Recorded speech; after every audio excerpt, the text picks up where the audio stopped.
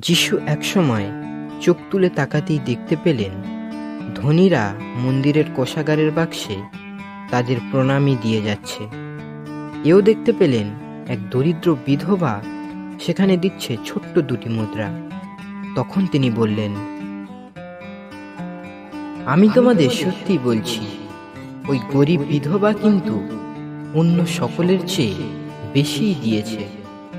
ওরা তো সকলে প্রণামীর বাক্সে ওদের বাড়তি সম্পদের অংশটুকুই দিয়ে গেল। ও কিন্তু ওর এত অভাব থাকা সত্ত্বেও ওর জীবনে যা কিছু সম্বল সবই দিয়ে গেছে।